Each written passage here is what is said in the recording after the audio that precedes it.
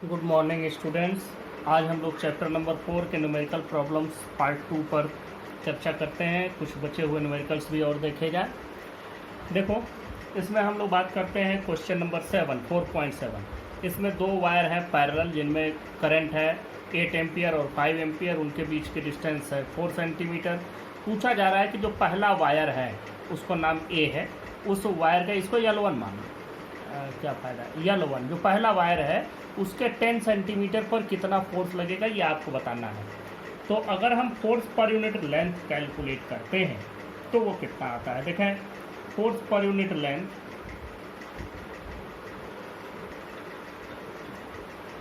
Force per unit length of each wire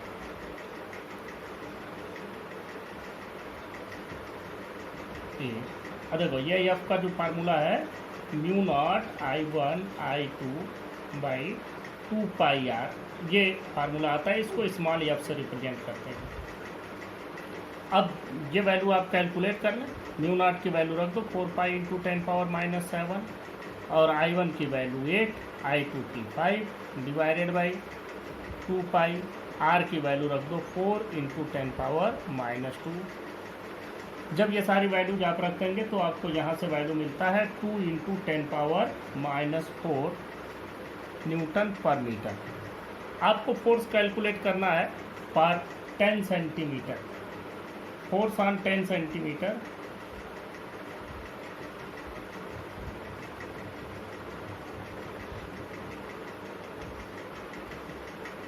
ये F की value हो जाएगी, ये जो आया है पर यूनिट लेंथ, ये इतना फोर्स है तो यल पर कितना लगेगा, एफ इंटू यल हो जाएगा। ये वैल्यू देखो, इसी में आपको मल्टीप्लाई कर देना 2 इंटू 10⁻⁻4 इंटू लेंथ 10 सेंटीमीटर को मीटर में बदल करके मल्टीप्लाई कर दो 10⁻⁻2। तो यहाँ से आपको वैल्यू कुल मिलेगी 2 इंटू 10⁻⁵ न्यूटन। ये इतना फोर्स होगा। बहुत सिंपल क्वेश्चन है। ये सब क्वेश्चन इस लायक नहीं है कि मैं बताऊँ भी, बहुत ईजी क्वेश्चन है। नेक्स्ट क्वेश्चन पे चलते हैं। अगला क्वेश्चन देखें 4.8। इस क्वेश्चन में दिया गया है कि 5 लेयर्स हैं वायर के, एक सॉलिनॉइड दिया है, उस पर तारों के 5 लेयर हैं और हर एक लेयर में 400 टर्न्स हैं। लेंथ इसकी 80 सेंटीमीटर है, डायमीटर इसका 1.8 सेंटीमीटर है और इसमें 8 एम्पियर का करंट फ्लो हो रहा है। तो आपसे पूछा जा रहा है कि what is the magnetic field at the centre of solenoid, inside centre of solenoid. कैसे निकालेंगे, देखो formula B is equal to, आपने पढ़ा है म्यू नॉट NI, लेकिन यहाँ पर जो N की वैल्यू है वो है number of turns per unit length, लेकिन यहाँ पर हमको तो टोटल टर्न्स मालूम है। तो हम क्या करेंगे, total turns divided by length करके हम लोग कैलकुलेट करेंगे। और टोटल टर्न्स कितना होगा, अब सभी वैल्यूज को पुटअप करते हैं। देखो म्यू नॉट की वैल्यू रखो 4π इंटू 10⁻⁷, एन की वैल्यू रखो, टोटल टर्न देखो 400 टर्न के 5 लेयर मतलब कितने हो गए 400 इंटू 5, ये टोटल टर्न्स हो गए, डिवाइडेड बाई लेंथ है 80 सेंटीमीटर, 80 इंटू 10⁻⁻2, ये हो गए। और करंट इसमें कितना फ्लो हो रहा है, 8 एम्पियर का करंट फ्लो हो रहा है। तो यह आपका टोटल, ये आई की जगह पर, ये पाई की जगह पर हम 3.14 रख देंगे और जब इस वैल्यू को आप कैलकुलेट करेंगे तो आपको मिलेगा 2.5 into 10⁻⁻2 Tesla. Very easy question. अगला क्वेश्चन देखें 4.9। इसमें यह है कि एक स्क्वायर क्वाइल है, स्क्वायर मतलब वर्गाकार, लेंथ ब्रेथ दोनों सेम है, उसकी साइड 10 सेंटीमीटर है, टोटल टर्न्स उस पर जो लपेटे गए हैं वो हैं 20, उसमें करंट 12 एम्पियर का है और जो इसकी एरिया वेक्टर है, मतलब इस पर जो नॉर्मल ड्रा किया गया है वह इस मैग्नेटिक फील्ड से यह एंगल बनाता है। तो इस पर लगने वाला टार्क बताओ। बहुत आसान क्वेश्चन है। Torque is equal to NIAB sin theta, formula है, सभी वैल्यूज रख दो। N की वैल्यू हो गई आपकी 20, I की वैल्यू हो गई आपकी 12, A की वैल्यू हो गई आपकी 10 इंटू 10, लेकिन ये मीटर में लेना पड़ेगा इसलिए 10⁻⁻4। एक एक को बदलते तो 10 इंटू 10⁻² होता, तो इस पर भी 10⁻², तो 10⁻4 डायरेक्ट लिख दिया। देखो हो गया NIA। अब B की वैल्यू रख दो 0.80 साइन 30 डिग्री, इसकी वैल्यू हो जाती है 1/2। जब आप इसको पूरा कैलकुलेट करेंगे तो आपको टोटल ये मिलेगा 0.96 न्यूटन मीटर। आसान क्वेश्चन है। नेक्स्ट क्वेश्चन 4.10, इसमें एक 2 गैल्वेनोमीटर दिए गए हैं। यह गैल्वेनोमीटर M1 है, यह गैल्वेनोमीटर M2 है। इसका डेटा दिया है, जो इसमें कॉइल लगा है उसके नंबर ऑफ टर्न्स, उसका रेजिस्टेंस, उसकी एरिया और कितना मैग्नेटिक फील्ड उसमें लगाया गया है। दूसरा ये उसकी भी सारे डेटा ऐसे दिए गए हैं। वही चीज़ें जो M1 गैल्वेनोमीटर की दी गई हैं वही M2 गैल्वेनोमीटर की भी दी गई हैं। और आपसे पूछा जा रहा है कि what is the ratio of their current sensitivity and what is the ratio of their voltage sensitivity. जरा सा देखो, हम लोग बात करते हैं जब तो जो काउंटर टार्क होता है वह K अल्फा होता है। एक चीज़ और भी इसमें दी गई है कि जो दोनों का स्प्रिंग फैक्टर है वो सेम है। स्प्रिंग का जो कांस्टेंट है दोनों में सेम, एक ही स्प्रिंग दोनों में लगाया गया है। तो ये K अल्फा की वैल्यू जो होती है, यह अल्फा डिफ्लेक्शन है, इससे जो काउंटर टार्क डेवलप होता है वह NIAB होता है। जहाँ पर साइन 90 डिग्री को हमने हटा दिया है, साइन 90 का मतलब 1 हो जाता है, क्योंकि वहाँ पर जो कॉइल सस्पेंड रहता है वो मैग्नेटिक फील्ड के ठीक परपेंडिकुलर डायरेक्शन में हम लोग उसको रखे रहते हैं। तो देखो यहाँ से हम अगर अल्फा की वैल्यू निकालें तो आपको मिलेगा NIAB डिवाइडेड बाई K। आपको करंट सेंसिटिविटी निकालनी है, तो करंट सेंसिटिविटी क्या होता है, IS इज इक्वल टू होता है अल्फा बाई आई। ये फार्मूला है। तो जब अल्फा बाई आई निकालोगे तो क्या होगा, इसमें से आई कैंसिल हो जाएगा, तो ये बचेगा NAB डिवाइडेड बाई K। ये इतनी बात बची। अब आपको कैलकुलेट क्या करना है, आपको कैलकुलेट करना है IS1 बाई IS2। तो बात करते हैं, ये तो इतनी सिंपल सी बातें हो गई। यहाँ से क्वेश्चन नंबर 1 सॉल्व करते हैं। ये करंट सेंसिटिविटी हो गया, तो IS1 डिवाइडेड बाई IS2 क्या हो जाएगा भाई, N1 A1 B1 divided by K, और इसमें N2 A2 B2 divided by K। K से K कैंसिल हो जाएगा, बचेगा जो N1 A1 B1 divided by N2 A2 B2। सारी वैल्यूज रख दें, जैसे दिया वैसे ही रख दें, आपको कुछ चेंज नहीं करना है। देखो N1 की वैल्यू हो गई 30, A1 की वैल्यू हो गई 3.6 इंटू 10⁻³ B1 की वैल्यू हो गई 0.25 डिवाइडेड बाई, यहाँ से देखो N2 की वैल्यू रखो 42, A2 की वैल्यू रखो 1.8 इंटू 10⁻³ और इसकी वैल्यू 0.50। अब देखो यह पूरे से यह 2 टाइम्स कैंसिल हो जाएगा, इस पूरे से यह 2 टाइम्स कैंसिल हो गया। दूसरी चीज कि अगर 6 से कैंसिल करो तो 6 5 जा 6 7 जा, और उसके बाद यह 2 से यह 2 भी कैंसिल हो गया, तो आपको बचा क्या 5/7। तो यहाँ से आप IS1 बाई IS2 को अपने लिख सकते हैं। तो यह जो वैल्यू मिलेगी, देखो IS1 डिवाइडेड बाई IS2 ये वैल्यू मिली 5/7। अब अगर IS2 बाई IS1 करोगे तो आपको मिल जाएगा 7/5। देखो IS2 डिवाइडेड बाई IS1 ये वैल्यू मिल जाएगी 7/5, और 7/5 वैल्यू 1.4 के बराबर होती है। मतलब देखो sensitivity of second is equal to 1.4 times the sensitivity of first. इसका मतलब कि sensitivity of second is more than the sensitivity of first. या हम कह सकते हैं कि दूसरा वाला M2 is more sensitive then M1। ये आपका हो गया सेंसिटिविटी करंट की। अब हम इसी में वोल्टेज की सेंसिटिविटी पता कर लेते हैं। देखो भाई वोल्टेज की सेंसिटिविटी क्या होती है, VS1। VS का फार्मूला पहले लिख देते हैं, क्या होता है भाई अल्फा बाई V। अल्फा की वैल्यू NIAB डिवाइडेड बाई के, ये अल्फा की वैल्यू हो गई, v की जगह लिख दो IR। तो यहाँ से आपका क्या बचा, I से I कैंसिल, बचा NAB डिवाइडेड बाई के इंटू R।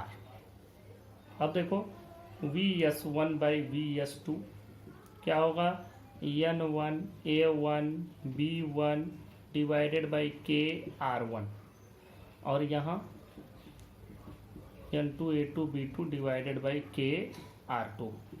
अब देखो भाई के से के आपका कैंसिल हो गया, क्या क्या बचेगा, N1 A1 B1 R2 divided by N2 A2 B2 R1। Values आप रखते हैं, N1 की 30, A1 की 3.6 इंटू 10 पावर -3, और N1 A1 B1 की वैल्यू 0.25, R2 की वैल्यू 14 ओम डिवाइडेड बाई,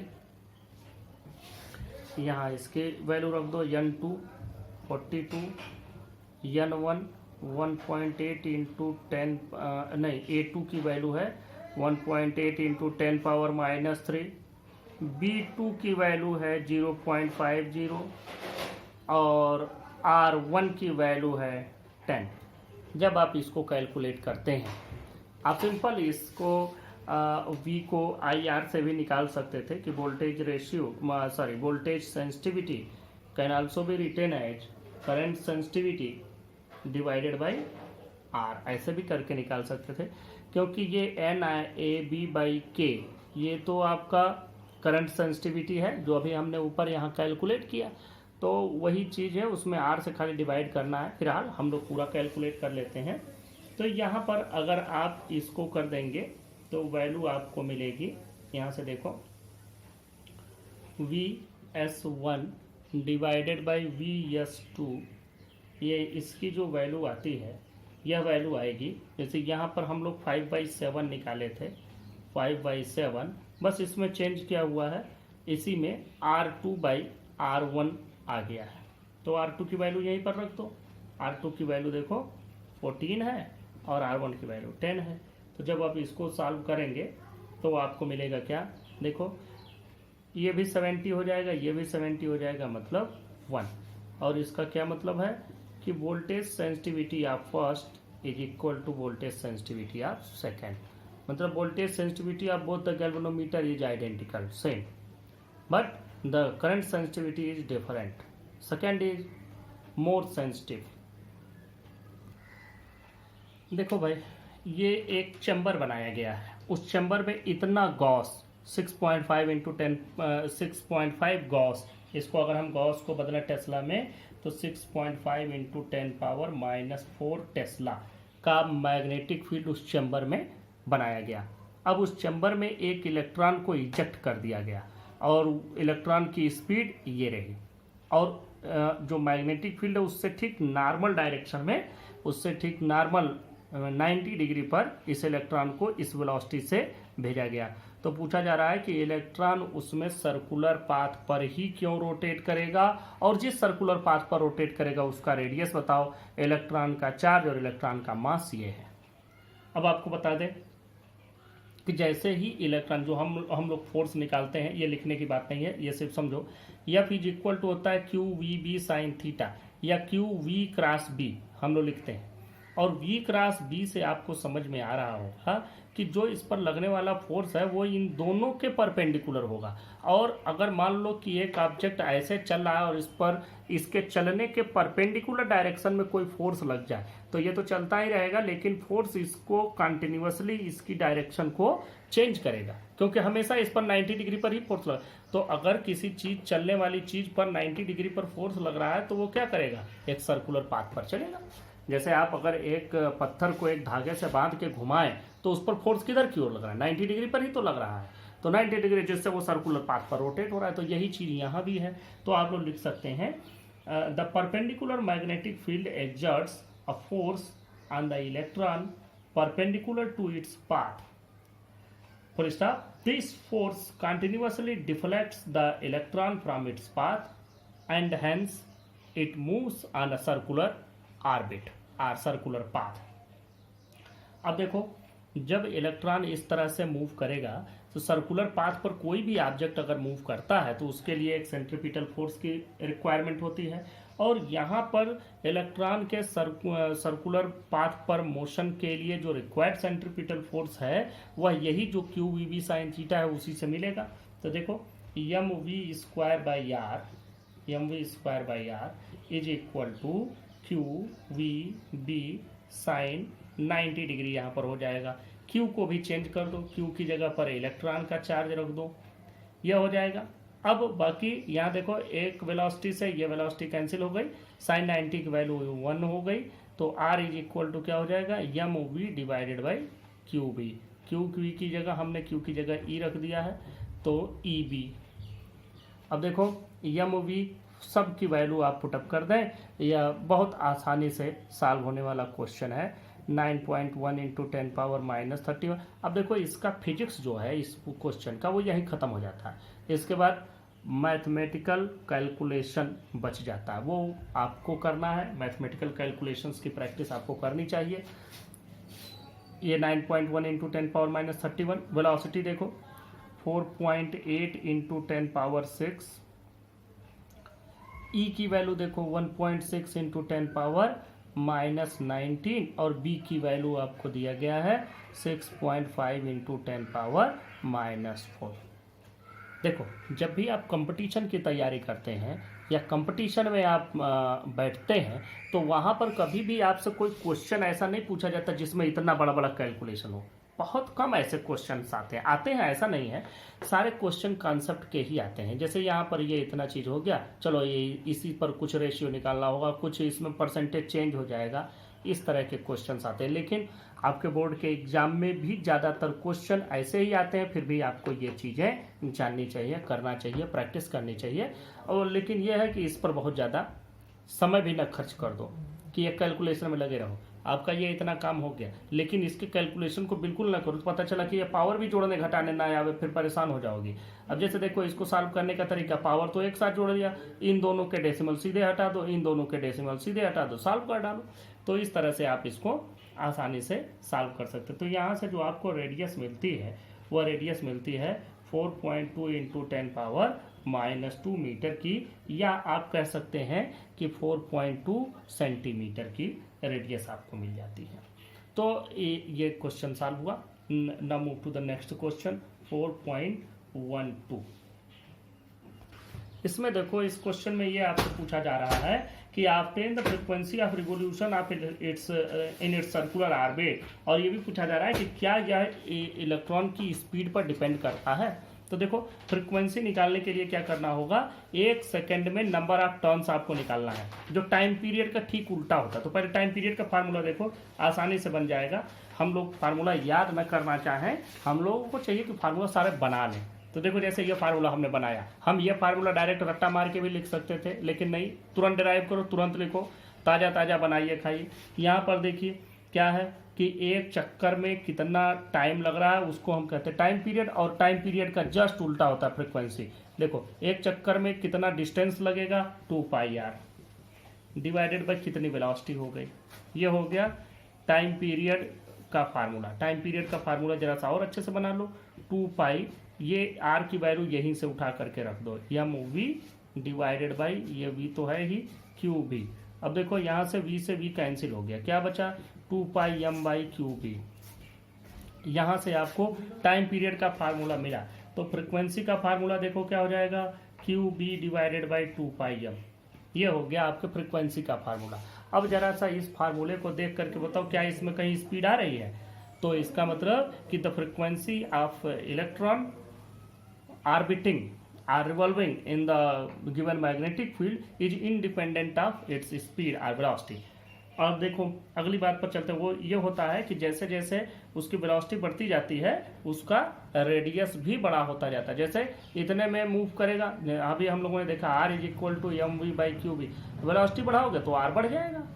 अब पहले इतने में घूम रहा है तो धीरे धीरे घूम रहा है, इतने में घूमेगा तो तेज घूमेगा, लेकिन उतने ही टाइम में ये अपना पूरा कर लेगा चक्कर एक, वह डिपेंड नहीं करता है इस पर। अब देखो, Q की जगह इलेक्ट्रॉन का चार्ज 1.6 इंटू 10⁻⁻19, B की जगह जो वैल्यू दी गई है B की वैल्यू है 6.5 into 10⁻⁻4 divided by 2πm 2 into 3.14 into m की वैल्यू 9.1 इंटू 10⁻31 kg।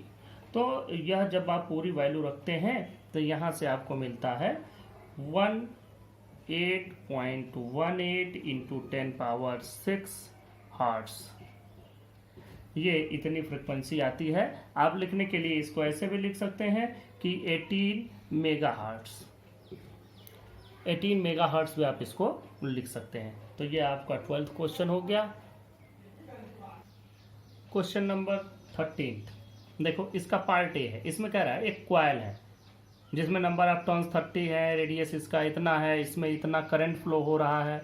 इसको 1 टेस्ला के मैग्नेटिक फील्ड में सस्पेंड किया गया है वर्टिकली, ऐसा कि जो इसका नॉर्मल है, इस पर जो इसके एरिया पर जो नॉर्मल ड्रा किया गया वो मैग्नेटिक फील्ड के साथ 60 डिग्री का एंगल बनाता है, मतलब theta is equal to 60 degree. तो अब आपसे ये पूछा जा रहा है यहाँ पर कि यह जब इस मैग्नेटिक फील्ड में, तो ऑब्वियसली इस पर एक टार्क तो लगेगा ही जो इसको रोटेट करेगा। तो पूछ रहा है कि how much counter torque must be applied, इस पर कितना काउंटर टार्क लगाया जाए टू प्रिवेंट इट्स रोटेशन, कि इससे इसका रोटेशन न हो।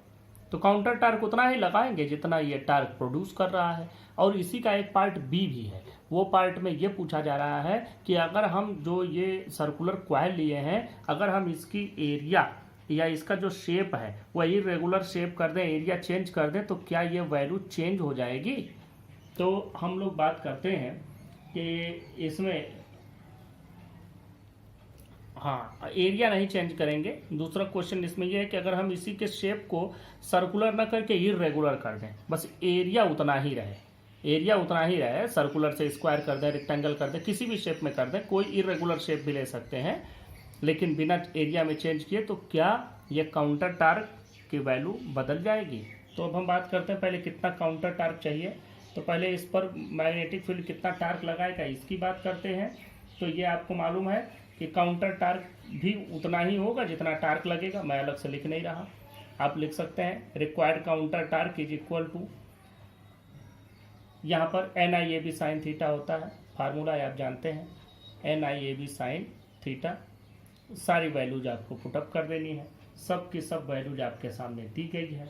अब आप सारी वैल्यू रख देंगे तो आपको मिल जाएगा। n की वैल्यू रख दो 30, i की वैल्यू रख दो 6, a की वैल्यू आप रख देंगे पाई आर स्क्वायर। ये सर्कुलर कॉइल है। तो यहाँ पर एक चीज़ देखो कि यहाँ एरिया पर डिपेंडेंसी है, लेकिन शेप पर डिपेंडेंसी नहीं है कि किस शेप से एरिया रहे, किसी भी तरह से इतनी एरिया बस आनी चाहिए, चाहे एरिया जैसे भी है, उससे कोई मतलब नहीं है। तो अब हम क्या करते हैं कि इसकी सारी वैल्यू रख देते हैं। NIAB, a का मतलब हो गया पाई आर स्क्वायर, पाई का मतलब हो गया 3.14, आर स्क्वायर का मतलब 8 इंटू 10⁻⁻2 का होल स्क्वायर, सेंटीमीटर है, मीटर में बदल दिया। NIA और B की वैल्यू है 1 टेस्ला, और साइन थीटा मतलब साइन 60 डिग्री, और साइन 60 डिग्री की वैल्यू आपको मिलती है √3/2।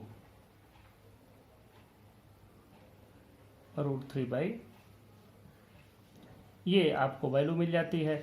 अब जब इन सभी वैल्यूज को आप सॉल्व करते हैं तो यहाँ पर जो टार्क आता है ये होता है 3.1 न्यूटन मीटर। अब देखो यहाँ पर ये टार्क हो गया। अब इतना काउंटर टार्क हमारे लिए जरूरी होगा। इतना टार्क आप अपोजिट डायरेक्शन में लगाए, काउंटर का मतलब उसके अपोजिट डायरेक्शन में, तो ये रोटेट नहीं करेगा।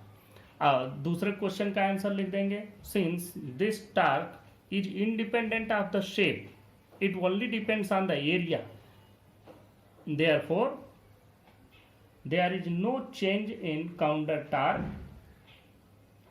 if we change the shape from regular to any irregular। Question number 14 की बात करते हैं, 4.14। इसमें 2 कॉइल दिए गए हैं, दोनों कॉइल को नॉर्थ साउथ में रखा गया है। एक कॉइल का रेडियस इतना है, नंबर ऑफ टर्न्स इतने हैं और इसमें करंट इतना है, दूसरे कॉइल का रेडियस ये, नंबर ऑफ टर्न्स ये और करंट इतना। देखो दोनों कंसेंट्रिक है, दोनों का सेंटर एक ही है, तो जिसका रेडियस ज़्यादा होगा वो बड़ा होगा, बाहर होगा यक्स वाला, और जिसकी रेडियस कम है वो अंदर है। अब बात करते हैं कि एक आदमी है जो वेस्ट फेस किए हुए है, वेस्ट फेसिंग एक आदमी है। अब वेस्ट फेसिंग आदमी है मतलब ये इधर की ओर देख रहा है, और उसको क्या दिखता है, उसके लिए दिखता है कि इस क्वाइल जो वाई वाला क्वाइल है इसमें करंट की डायरेक्शन क्लॉकवाइज है और यक्स वाले क्वाइल में करंट की डायरेक्शन एंटी क्लॉकवाइज है। अब पूछा जा रहा है कि इसके सेंटर पर मैग्नेटिक फील्ड कितना होगा और किस डायरेक्शन में होगा। सिर्फ ये पूछा जाए कि कितना होगा तो हम लोगों के पास फार्मूला है B = μ0 Ni/2r। ये फार्मूला आपका पढ़ा हुआ है। अभी सीधा सीधा इस फार्मूले में रख दें, जो ज़्यादा होगा उसमें से कम वाले को घटा दें, क्योंकि जब एक अगर करंट मैग्नेटिक फील्ड इनवर्ड बनाएगा तो दूसरा आउटवर्ड बनाएगा, जो ज़्यादा होगा उस डायरेक्शन में होगा। तो अब बात करते हैं कैसे किधर की ओर होगा। इसको समझाने के लिए एक कॉइल हमने बनाया है। देखो इस कॉइल को हम ऐसे रख दिए, इस पर खूब ध्यान से समझो, हम नॉर्थ साउथ डायरेक्शन में ऐसे रख दिए, और क्या है, वेस्ट फेस किया हुआ आदमी है, तो वेस्ट फेस वाला आदमी तो यहाँ खड़ा होगा तभी वो वेस्ट की ओर देखेगा। इसके लिए इसमें करंट की डायरेक्शन एंटी क्लॉकवाइज है, जिसमें करंट की डायरेक्शन एंटी क्लॉकवाइज है, तो इसके लिए एंटी क्लॉकवाइज डायरेक्शन ये होगी, जो यहाँ आदमी खड़ा है उसके लिए एंटी क्लॉक ये होगा, क्योंकि इसके लिए एंटी क्लॉक है तो इधर खड़े आदमी को वो क्लॉकवाइज दिखेगा। फिर समझो, यहाँ से अगर इसको एंटी क्लॉकवाइज दिख रहा है तो जो एंटी क्लॉकवाइज डायरेक्शन में करंट होगा तो उसमें अगर ऐसे हम पकड़े राइट हैंड थंब रूल से, तो देखो ये थंब हमारा करंट की डायरेक्शन में है, तो मैग्नेटिक फील्ड किधर बन रहा है, वेस्ट से ईस्ट। देखो फिर ध्यान से समझो, एंटी क्लॉकवाइज के लिए बात कर रहे हैं, जिसमें करंट एंटी क्लॉकवाइज होगा वो मैग्नेटिक फील्ड बनाएगा ऐसे, वेस्ट से ईस्ट की ओर, क्योंकि फिंगर्स रैप किधर से हो रही हैं, यहाँ से यहाँ रैप हो रही हैं, यहाँ से यहाँ अंदर की ओर जा रही हैं, तो वेस्ट से ईस्ट की डायरेक्शन में करंट मैग्नेटिक फील्ड बनेगा।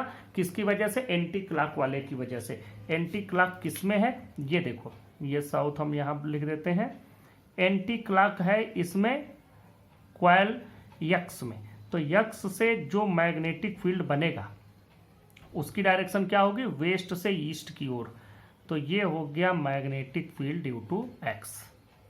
अब ऑब्वियसली जो magnetic field due to Y होगा वो इसके अपोजिट डायरेक्शन में होगा, this is the magnetic field due to Y.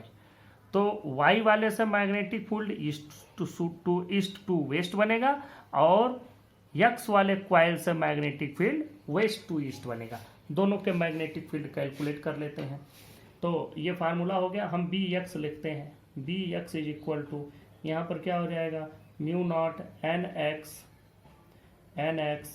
Ix/2Rx, value रख दो। μ0 की वैल्यू 4 पाई इंटू 10⁻⁻7, nx की वैल्यू रखें 20, Ix की वैल्यू रखें 16 डिवाइडेड बाई 2, Rx की वैल्यू रखें 16 इंटू 10⁻⁻2। जब आप इसको सॉल्व करेंगे तो आपको मिलेगा Bx is equal to, Bx की वैल्यू आएगी 4 पाई इंटू 10⁻⁴। ये देखो कैसे, ये 2 से ये कैंसिल हो जाएगा, 20, 16 से 16 कैंसिल हो जाएगा, 10 हो जाएगा, ये पावर 6 हो जाएगा, 6 में से 2 घट जाएगा 4, तो ये हो गया -4 टेस्ला। और डायरेक्शन फ्रॉम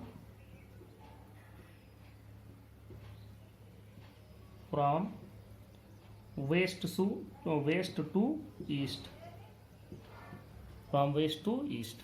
अब देखो magnetic field due to coil Y μ0 ny Iy divided by 2Ry, value रखो 4 पाई इंटू 10⁻⁻7, ny की वैल्यू रखते हैं 25 आई वाई की वैल्यू रखते हैं 18 divided by 2 into R Y की वैल्यू रखो 10 into 10 power minus 2।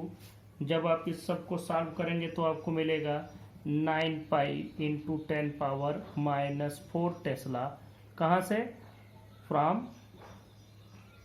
From east to west, from east to west. अब देखो हमको यहाँ पर रिजल्टेंट निकालना है कि कितना होगा।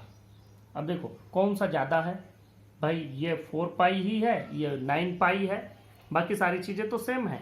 पाई इसमें भी है, पाई उसमें भी है, 10 पावर माइनस 4, तो सारी चीज़ें इसमें हमको पता चल गया कि the magnetic field due to Y is larger, therefore the direction of the resultant magnetic field at the center of both the coils will be from east to west। ये जो हमको डायरेक्शन मिलेगी ये टूवर्ड्स वेस्ट या from east to west. तो आप लिख सकते हैं कि net magnetic field B is equal to B Y minus B X 9 pi into 10 power minus 4 minus 9 pi 4 pi into 10 power minus 4 equal to 5 pi into 10 power minus 4, और ये value हो जाती है 1.6 into 10 power minus 3 tesla. This is the value of resultant magnetic field at the centre और direction from east to west, या आप direct लिख सकते हैं towards east, sorry towards west. ये हो गया आपका क्वेश्चन नंबर 40।